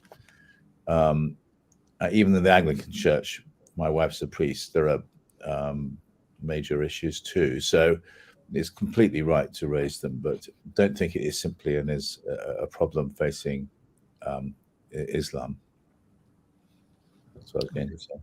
All right, thank you. Sister Afroze, I think you wanted to add in. Yeah, it definitely is not a problem just facing Islam. However, when we look at the concept of intersectionality, it's important to look at the struggles of Muslim women within that context. So it is the layered oppressions of Islamophobia, of sexism and misogyny, and of, in many, many instances, racism, because many Muslim women, many visibly Muslim women, are also women of color. So it's, all of those layered kind of oppressions. So it absolutely does, as I said, it is an issue within kind of society at large. It's not just something that affects Muslims for sure, but we need to take an intersectional lens as well when we discuss the position of Muslim women. In terms of Eman's points, I do agree. So I have really seen in the various kind of arenas that I've worked in a great deal of activity from Muslim women who are struggling, who are kind of calling attention to their rights, and facing a great deal of resistance. So I don't know that it's accurate to say that there's complacency among Muslim women. That's not what I've observed. What I have observed is that it is very difficult for them to kind of make any progress because of resistance from men, because it is still men who are in positions of power. It is men who hold keys to, various things. And so whether for, because of lack of access or lack of power or whatever, it is difficult to kind of make progress, which is why I ended on this idea that good faith conversations are essential if we're going to get anywhere, make any sort of progress. Well, what about this notion then about, if we're talking about the West and its decline, we're seeing manifestations of this through what are really moral panics. Sometimes they're framed in terms of the culture wars, especially in the United States. They take on different incarnations in Europe as well. At the same time, Islamophobia cannot be said to be a moral panic per se, given the fact that Islamophobia has been around for so long, that would suggest that the West has been in a moral panic for 500 years. This current manifestation of Islamophobia, however, does seem to be tied into the anxieties that the West has about its declining dominance. We see this through demographic shifts in places like the United States, manifesting itself in anti-migration movements in Europe as well, and I think that feminism does play a role in that. I'm wondering, how then does this cultural element tie into the political realm? I know, Peter, you've written extensively about this, whether it is capitalizing on it, exploiting it, creating moral panics. What is that, as Afroze so aptly also describes, where's that intersectionality between the political and the cultural when it comes to moral panics, and how that then manifests itself in Islamophobia? And I'd like to open that to everyone, but if Peter, you wanted to focus on it, because I know your book does. Yeah, well, I mean, Islamophobia is a general concept. It's not a moral panic, but what it does do is manifests itself in a series of moral panics, of which the most, I mean, the Trojan horse affair in Britain was one really serious moral panic, and I studied this. The British media collaborates with politicians and with think tanks, and you can show that the think tanks create the intellectual framework to create a discourse that Islamists are on some sort of march to try and capture the education system, and then you get the press running a whole series of stories which seem to prove that, and the politicians have to react, and all the time, and it becomes a terrifying event, and it destroyed the lives, certainly destroyed the careers of a large number of brilliant school teachers, as well as damning a whole community really in East Birmingham. And so that is a moral panic. Then we have the grooming gangs panic, also a construction of the press.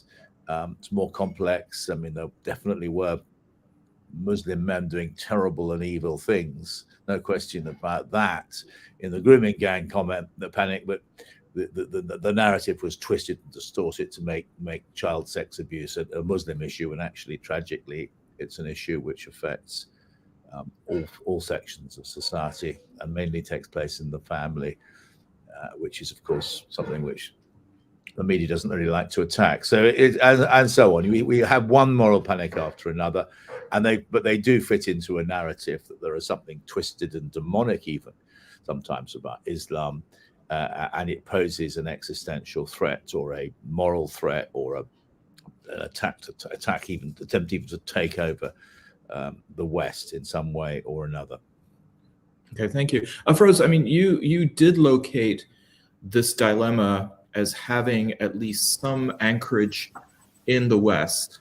I mean, after all, Jordan Peterson has not yet converted to Islam, despite various attempts on YouTube videos to try to solicit him into the tribe, so to speak. I'm fascinated by this. That do you see this as being something within the Muslim women's discourse that is being discussed regarding the nexus and even the encroachment of these Western ideas under the guise of Islamic piety? I think what people, when it comes to sort of criticism of feminism, for instance, or when it comes to the idea of Muslim women asking for their rights or speaking out about the things that they're struggling with, I think there's I think people sort of overcredit Western influence or Western ideological influences when it comes to that. I think what certainly in my observation, at the grassroots, women who are, fighting, who are demanding better treatment, who are just asking to live, They are doing it because they just want to live. They're not doing it because they are feminists. They don't call themselves feminists. They're not doing it because they hate men. They're not doing it because of some, reaction to whatever, because they hate Muslim incels. They probably don't know what Muslim incels are. Many Muslim women at the grassroots are just trying to make a space for themselves where they can breathe and where they can live their lives in an Islamic way, but truly being given their Islamic rights, being, granted their God-given rights, being able to express themselves and live in a way that, that has space for them as individuals, as human beings, that is entirely in keeping with the rights that God has given them. And I don't believe that there's a great sort of political narrative most of the time around it. There are some movements for sure that are influenced by, that are aware of, all of these external influences, etc. But by and large, Muslim women, like at the grassroots, like for instance, this masjid project in India, they are just trying to make space for themselves as Muslim women. There's no greater kind of, political message there. All right, thank you. We're joined also by, from the IHRC, Sister Arzu Merali. And I know that Arzu has a few questions that she would like to go ahead and pose. Actually, I just wanted to jump in because we lost Hakimeh's connection, and I know she just wanted to make a clarification. But I was also furiously typing in the private chat here some questions for Cyrus, so I thought maybe better to come on and ask him directly. First of all, what a fantastic panel. Thank you, everyone, including Hakimeh, who we lost connection with. It's just been amazing to listen to this. I think this is going to be one of those ones that's going to be reshared many times. A little bit of the clarification from Hakimeh. Iman, you mentioned that she was criticizing the young people for protesting. She was criticizing a very specific type of Islamophobic violence amongst a minority of protesters. She was not. She did say clearly that protesting was everyone's right. That said, the connection was very bad, so I can imagine that this was not picked up. So with regard to Cyrus, I have a lot of sympathy with what you said with regard to, I guess, us all staying in our own silos, and that's what we do, right? We don't accept each other's leadership, and maybe that's how we have to be realistic about this in terms of how we go forward until the time of the reappearance of Imam Mahdi. Right. But maybe it's my age, but I remember at the time. Not at the time, I was 8 years old, but certainly, by the time I was late teenager, early 20s, looking at the Islamic movement of Nigeria, which at that time was a largely Sunni movement, Qibla in South Africa, a lot of friends in Turkey whose organizations also, they all effectively gave bay'ah to the Islamic Republic. I mean, obviously that's however many decades ago, but that fluidity is still there, albeit that we've had a lot of trauma, the blame for which is all over the place over the last few decades, right? And I concur with quite a lot of what you were saying. So my question is really, do we need to maybe entirely give up hope on the idea that we have had this fluidity? We still have it. I mean, the majority of the Islamic movement of Nigeria are Shia now, right? The leadership is Shia, but actually they lead a very mixed movement, albeit the demographics might be majority one way or the other. So it's not... excuse me, my embarrassing ringtone just went off there. Maybe should we hold out some hope there? I'm looking at the time, so yeah, depending on responses to that, we can maybe look at other things as well.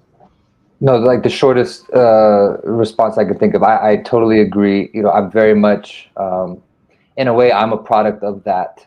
I'm a product of that movement, and of that intersection. I mean, it's very much why, this panel even your organization, is very important to me, and why, I was very honored, to take part. I mean, my mother is from Iran. I've traveled there, a number of times, and half of my family is there. I, by choice, I practice according to the Sunni, schools of thought. But again, I very much hold out hope, for better coordination, for better cooperation, and very much, I do consider myself really a part of that Islamic revolutionary project. I hope to see more of it.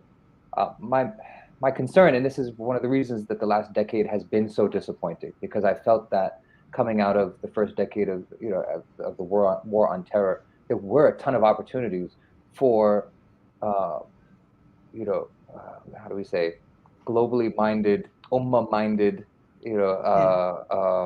movements and organizations from each sect, and not that it's only two sides to all of this, but there were so many opportunities, and it seemed that there were even points of unity being reached that then coincided with the beginning of the war in Syria, which was very complicated, has been very complicated. It was very difficult, especially in the early years, very difficult to figure out what was actually happening, where blame was all over the place. It was very difficult to tell what was going on. But I think that whatever one's position on that war, just academically, unfortunately, I think I'm looking at the situation. I'm concerned that it would be very difficult to patch up some of that, unless there is some reckoning, unless there is some resolution reached, very specifically with regards to Syria, perhaps. I think a lot of the Sunni world, I think people in the Muslim street know what Iran has done, for Palestine, for the Ummah broadly. I think there was a lot of hope, in the Islamic revolutionary project. But I just looking at the terrain now, I don't know. I really don't know. I hope so, but I really don't know. And I would love to see more of it. I definitely consider myself someone committed to that unity. I don't feel necessarily that, as a Sunni, I would reject, any such overture. Absolutely not. I think I was just trying to stake out some broad concerns, about how that might move forward now. Just knowing, unfortunately, where the momentum is. But, Can I come in? So that's it. Can I come in? I Yes. think if we step away from what happened in the recent turmoil in the Middle East, the Shiite and Muslim Sunnis have always lived in harmony. In Kuwait, where I grew up, in Iraq, they intermarried. Half of the family is Sunni, half of the family is Shia. The problem stemmed from the fallout of the Iran-Iraq American-led war. The few sold arm to this or sold arm to that, and came down to nothing at the end of it. Even that piece of land, I can't remember what happened to that piece of land that the whole war broke over. But the point is, it is how they've weaponized it and fueled the two parties to start, the different stakeholders in Iraq and Syria, because there are different stakeholders. We've not even mentioned the Kurds and the Kurdish aspiration to have their own national country or state. So before this current issue, it wasn't a major issue. And if we go to what Jao has suggested, if we make alliances and if we bring true Islamic democracy, whereby you vote or you give your say to what the person will offer, rather than who he is. Why do we impersonalize him? He should be a servant of the people. He should be representing, like what we have in modern democracy in the West, which I still don't call it democracy. If you only have a choice of two parties, that's not democracy. And the way Jeremy Corbyn was attacked and defamed and had internal party demolish him and to, I would call them, they were perpetrators of treason, to collapse the labor socialist movement that could have prevented us in Britain to be in such an economical disaster by the Tory government. But that's it. I'll leave it to Peter to come in maybe. I find it interesting that, and Peter, thank you for raising the issue of the Ottoman Empire. In the 19th century, European and Western nationalism was in fact introduced into the Ottoman Empire as a way to start to eviscerate it. The Serb revolt in 1804, the Greek revolt in 1821. One could say that the expression of Zionism was similarly an aspirational move for European Jewry that was under siege and under duress for the West's own strategies in Western Asia. It was a form of identity politics, and now we find 200 years later that there's a different kind of identity politics and identity construction based on ethnicity, sexual orientation, gender as well. And I wonder if the sectarianism that we see in the Islamicate is a consequence of this, in part, that the rise of sectarian identity politics is not only sort of a new form of nationalism, but arguably just as inorganic to the Islamicate as was the nationalism that was visited upon it in the 19th century as being a Western project. So just some thoughts. Peter, I think you're unmuted. Well, by the way, also the Arab revolt, you could put it into the same Absolutely. category. That's a very interesting point you raise. Is the new sectarian identity politics something which is analogous to the rise of nationalism used to deconstruct or to sort of undermine the caliphate? I think there is something there. One of the and I speaking from a Christian tradition in Britain as an Anglican, that the dominant ideology of the West is secular liberalism. I think this is an underrated factor because people are blind to religion, and in many ways secular liberalism is a religion just as much as any other form of belief. And it's much more powerful. It's being used to undermine the state. You'll get it quite soon in Britain, the attempt to undermine and destroy the Anglican, the state church, disestablish. That will happen, and it will, and that means taking away not just the rights of Anglicans, but I think all religions. And there is a movement to attack religion itself. And at the moment, the easiest religion to attack, particularly in the United States, but also in Britain and the West, is Islam. But at the end of the day, all religions, and which are based on a different kind of ways of seeing the world. So the liberals depend on rights, hence what you were talking about, these identity politics. Whereas religions are more about compassion and helping each other and a way of living, and relating to much older traditions and wisdoms. I don't know if that's any, I think that is relevant to our discussion. I think you're right, Peter. I mean, in many ways, then Islam becomes the canary in the coal mine. That, and we've seen this with the deployment of Islamophobia and other things, that if we can securitize and surveil Muslims, it makes it that much easier to maintain those structures that are then going to be applied to other people, and perhaps similarly here with religion. Well, unfortunately, time is not kind to us. It pushes back, and we have to conclude this session. Thank you so much for really a very wonderfully vibrant panel and discussion.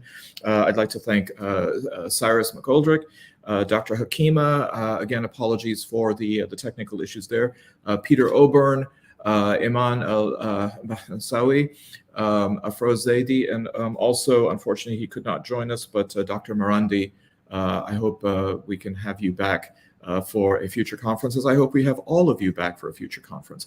We will adjourn now until 1:55 GMT, in which time we will be coming back with session 4, Creating, Recapturing Islamic Ontologies for Understanding the Situation and Transformation, which will be chaired by Saifuddin Kara from the University of Toronto. Wassalam to all of you. Very much indeed. Thank you.